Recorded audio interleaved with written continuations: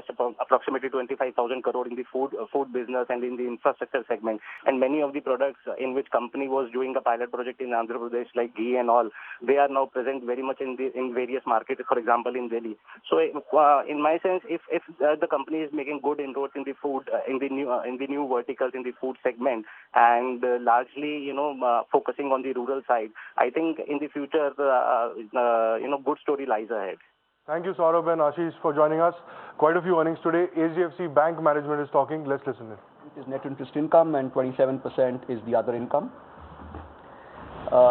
Net interest income for the quarter was 10,314 crores, and NII growth was 24.1%. The core net interest margin for the quarter was 4.3%.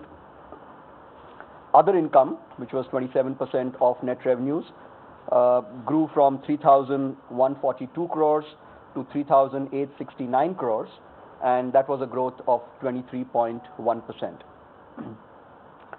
If you look at the breakup of that other income, there are typically four components, and the largest component, which is of that 3,142 of total other income, 2,872 of the 3,142,2206 and of the 3,869,2872 was fees and commissions, and fees and commissions for the quarter on a year-on-year basis grew by 30.1%.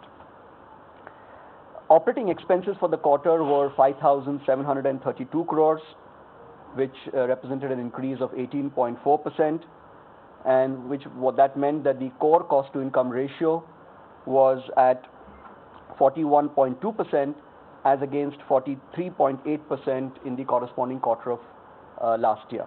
So both on the revenue growth side as well as on the cost side, in terms of the cost to income, you've seen that there has been an improvement on a year-on-year basis. Total provisions were at 1,351 crores as against 715.8 crores for the December 2016 quarter, and as against 1,476 crores for the September quarter. So on a sequential basis, they are marginally down. On a year-on-year basis, of course, there is an increase. Moving on, if you look at post-tax, the net profit growth, of course, was 20.1%, and the actual net profit for the quarter was 4,642.6 crores.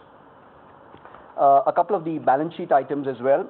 The total balance sheet size as of December 2017 was 9,49,000 crores as against 8,28,000 crores in December of 2016.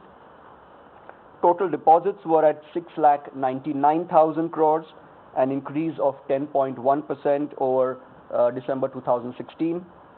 The CASA deposits grew by 6.7% on a year-on-year basis, and however, on a sequential basis, it would be about 3.9%.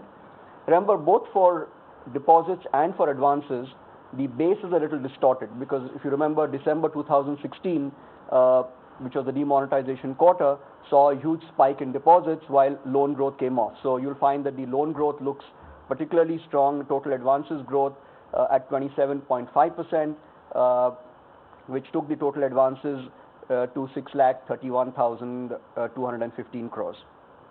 However, I think therefore if you look at sequential growth, which might be a little more relevant, the sequential growth in advances was 4.4%, and as I mentioned earlier, the sequential growth in deposits was again at 3.9%. The CASA ratio was at 43.9%. The loan growth itself came equally strongly from both wholesale and retail.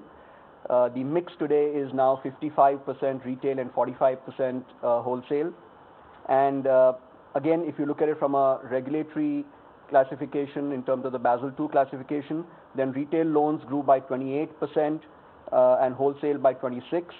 If you look at it from a business perspective, our own internal business classification, the growth was 29% retail and 24% wholesale. So either which way, no matter how you cut it, both those businesses both those segments have contributed to the loan growth.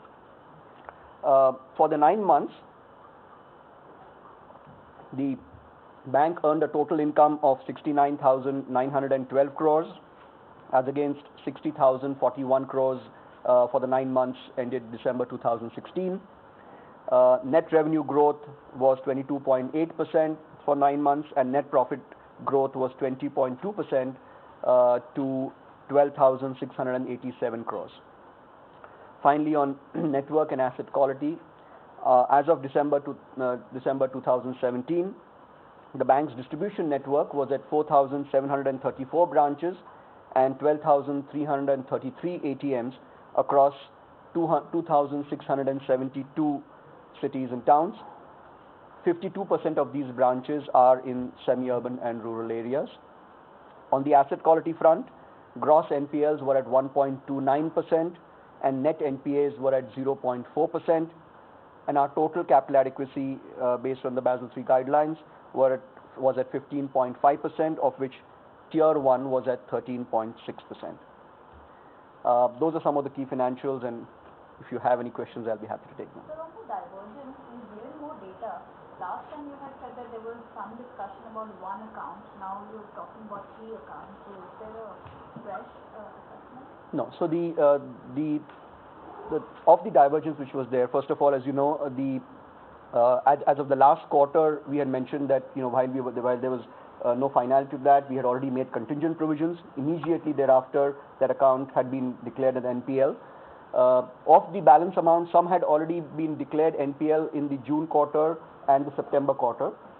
So as we stand, I think we have now given the total, since this was a quarter in which this is the first quarter end after the finality to that, we have given the divergence of the total NPLs and of course what the status is on each of these. Okay. The last account, the account which you had declared in the last quarter where the discussion was going on, other banks are saying that it's paying for a year. So will you write back that provision?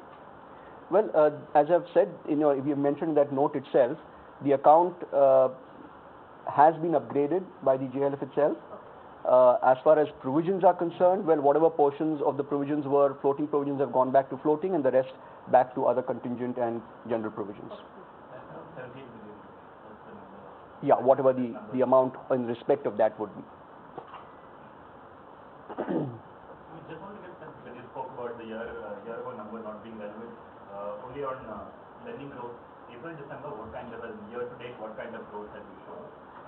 Also in terms of, because you mentioned the divergent account, what was the criteria on which there were, as in the RBI spotted divergence? Is it because people standard with you and not with somebody else? Is it because there was some decision making at a group level that was not happening? We just try to get a sense of it, because generally you've not had divergence. Yeah.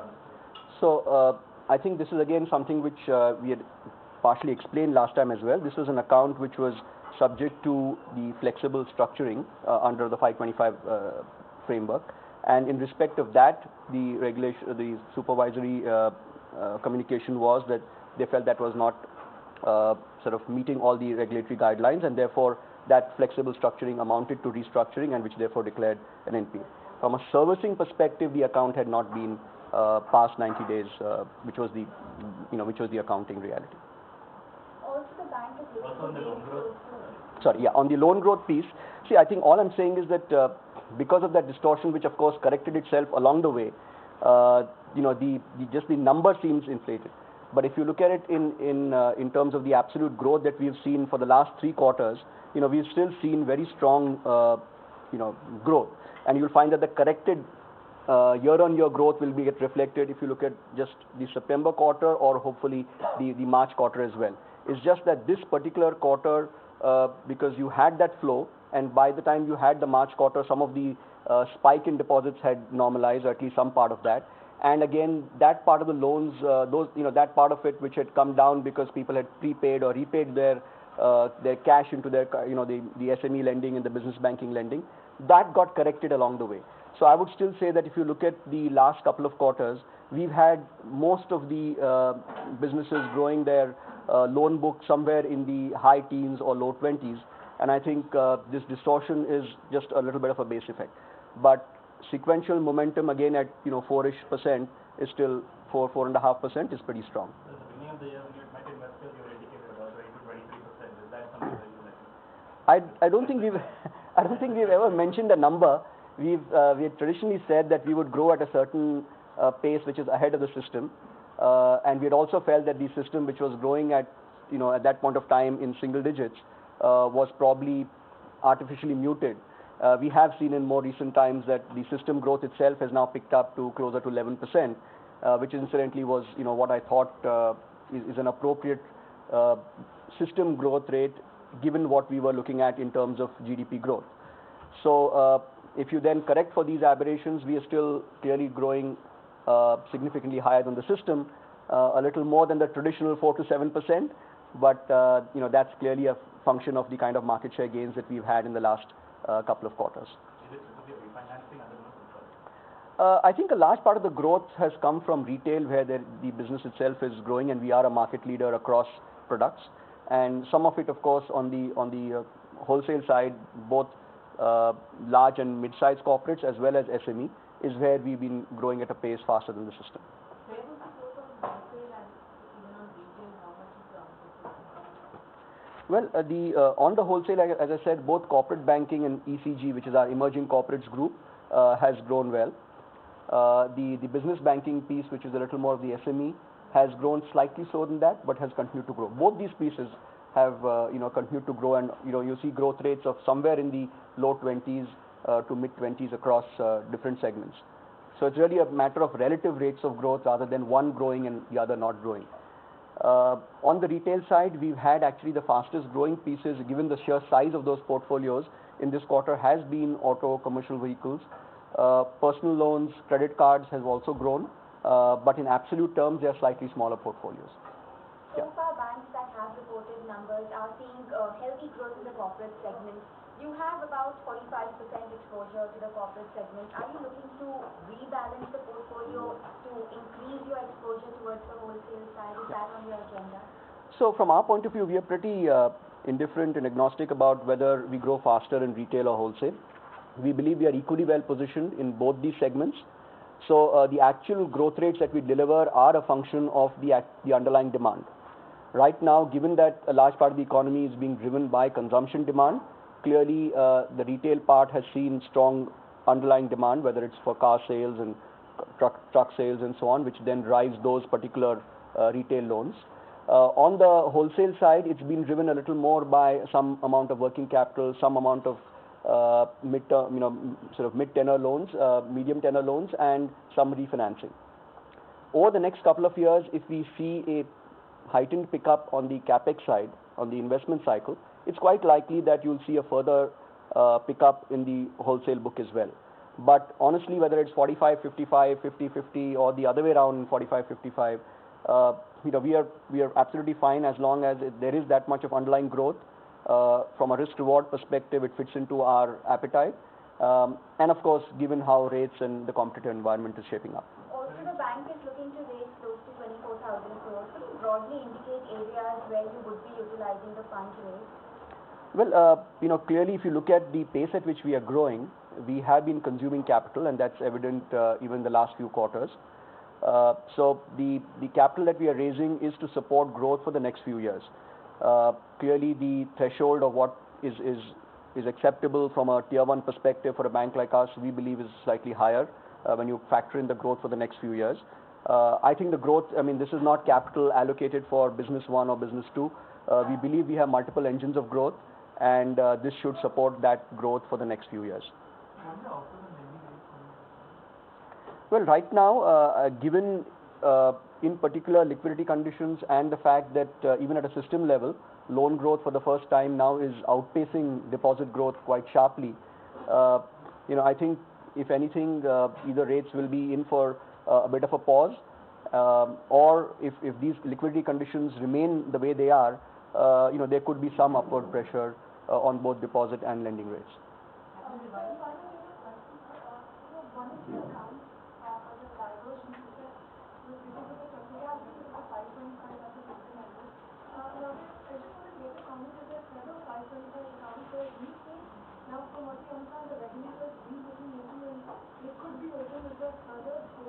We have no such visibility, and I think this was specific to these facts and the circumstances for that, but relating to the structure of the flexible structuring. Have you revised your We haven't as yet. The last MCLR, which was as of 7th of January, has remained more or less the same. See, the change in the MCLR is a function of what happens to deposit rates, especially for those tenors where we get a large part of our deposit inflows. So at this point of time, unless we have a change in our deposit rates between now and the 6th of February, it's tough for me to try and predict.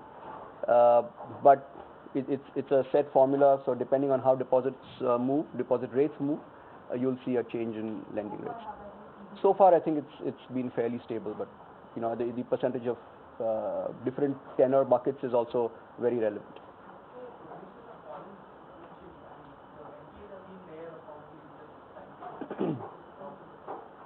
Yeah, so the total provisions are a function of both specific and general and contingent.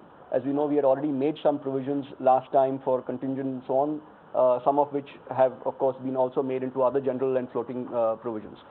So our coverage ratio, as you can see, has remained very stable. It's the same at 66.3%.